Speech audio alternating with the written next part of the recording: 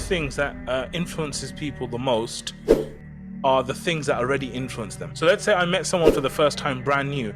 My mission would be to try and get to know this guy as fast as I can, whatever I can. Even if he just drops a few sentences here and there, try and understand his worldview, try to understand him, try to understand what his thinking's like. And then I would use that stuff to influence him.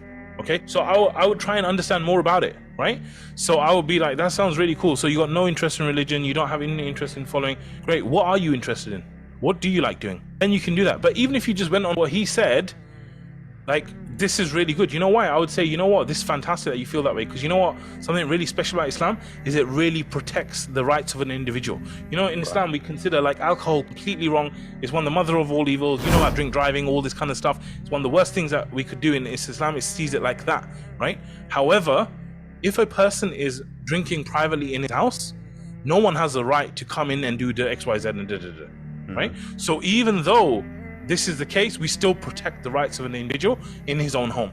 And you know, even today in society, we don't have those rights. Like any police officer could come into our house and with a warrant and do this and do that. So there's still ways that you could actually do it according to what he's thinking, right? So it's about what does he value? And this is what we're trying to get to when we're talking about what already influences. What does he value? Does he value individualism? Well, Islam is great for individuals, right? Does he value community? Islam's great for brotherhood, community, going to the masjid 5 times a day, going every Jummah, like, you know. So it's about finding what are their interests, finding what do they really care about, what are they passionate about, and showing that, look, this is how Islam actually fulfills that need for you. So I would say that if someone said that they're passionate about Christianity, I would say that it's really wonderful that you are passionate about Christianity, because it shows that you probably following Christianity because you believe it's the truth, right? Yeah. And not only is that a great thing, but it's a great thing that you're actually willing to follow anything, because today we live in a very individualistic society and it's all about me and what I want to do, whereas you're saying that you are willing to sacrifice your own desires for a higher purpose, right? And I think that's really commendable considering the way people are today, right? With Christianity, the way we see Islam is we kind of see Islam as an extension of Christianity, and we see Muslims like, we see Isa alayhi salam like this, and we see Christians like this. And I know the way you said that you are someone who wants to put their desires beyond them. So what if just for a second, Islam was the updated version of Christianity? Do you think you would follow it if it was actually the truth? Put the ball back in their court, right? And now see what they're saying. So it's just about like finding genuine meaning and genuine, like, what are the good things? You can see the good things in anyone and anything, even atheists, in the way that they're thinking. So you want to be praising them for the good things that they're doing. So for example, I used to give this dilemma to people, right?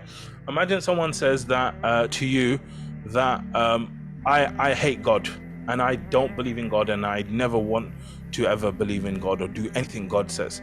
Now I want you to praise me for the stuff I said. So what we want to do is before we ask them why, what we might want to do is we want to kind of acknowledge and praise.